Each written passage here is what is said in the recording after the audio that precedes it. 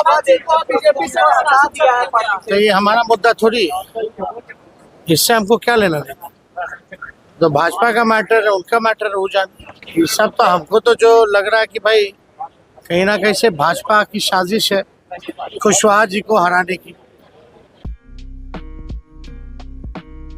पवन सिंह एक ऐसा नाम जो कहें तो भोजपुरी में पावर स्टार जिसे कहा जाता है। एक समय था जब बीजेपी के वो स्टार प्रचारक भी थे और वो बीजेपी के लिए जी तोड़ मेहनत कर रहे थे कि उनको कहीं से सीट मिल जाए। लेकिन 2019 के लोकसभा चुनाव में उनको बीजेपी की तरफ से सीट नहीं मिली थी।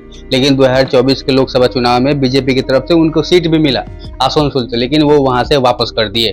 उसके बाद कुछ दिनों के बाद उन्होंने अनाउंस किया कि हम काराकाट से, यानी लोकसभा क्षेत्र काराकाट से वो चुनाव लड़ेंगे निर्दलीय के रूप में। तो इतने दिनों से उनके ऊपर प्रयास लगाया जा रहा था और विपक्ष की तरफ से आरोप लग रहे थे कि उपेंद्र कुशवाहा जो वहां से बीजेपी के प्रत्याशी हैं काराकाट से, उनको हराने के लिए पवन सिंह को बीजेपी ने खड़ा किया है। लेकिन आज हुआ यह है कि पवन सिंह को बीजेपी ने अपने पार्टी से निष्कासित कर दिया है और उनके ऊपर आरोप लगाया है कि वो पार्टी के अवहेलना करते हैं और साथ में वो निर्दलीय चुनाव लड़कर पार्टी का जो नियम कानून है उसके ऊपर वो खड़े नहीं उतर रहे हैं, इसलिए उनको पार्टी से निष्कासित कर दिया गया है।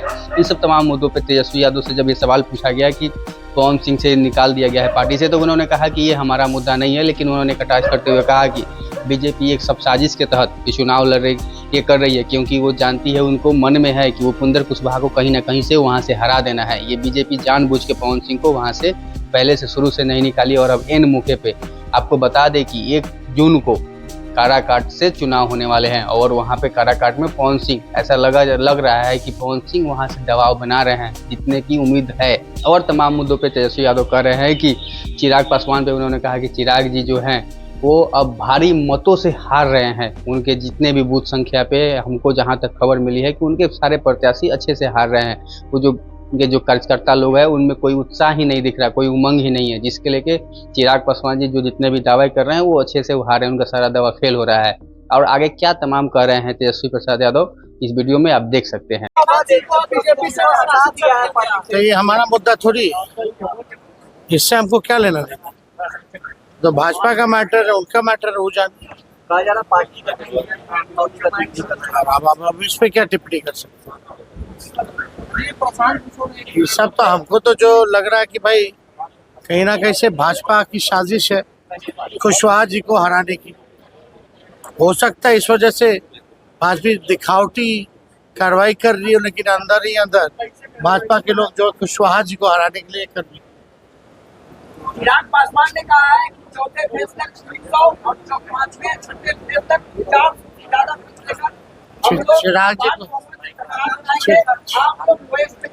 चिराग जी को सबसे पहले हार की मुबारकबाद। जो हमारे पास इंफॉर्मेशन आया, चिराग पासवान जी अच्छे मार्जिन से हार रहे चुनाव। कोई मैनेजमेंट नहीं, कुछ नहीं, उनके लोग ही नहीं थे, कहीं भी पोलिंग बूथ तक नहीं था और बहुत बढ़िया से चुनाव हार रहे हैं और भाजपा के लोग ही हरा रहे हैं और भी लोग हैं जो हरा रहे हैं।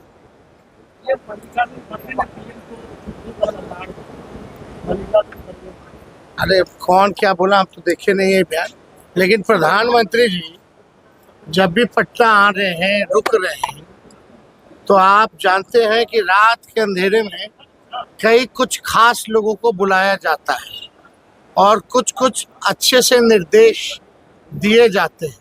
हम लोगों को पता है किन लोगों को बुलाया जाता है शाम में, रात में, और क्या क्या निर्देश दिए जा रहे हैं प्रधानमंत्री द्वारा। ये लोग डर चुके हैं कि नतीजा इनके खिलाफ आने वाला है बिहार से। और आजकल टेलीप्रॉम्प्टर में भी प्रधानमंत्री बोलते हैं तो लगता है कि एकदम थक चुके हैं, नाउम्मीद हो चुके हैं। चलिए।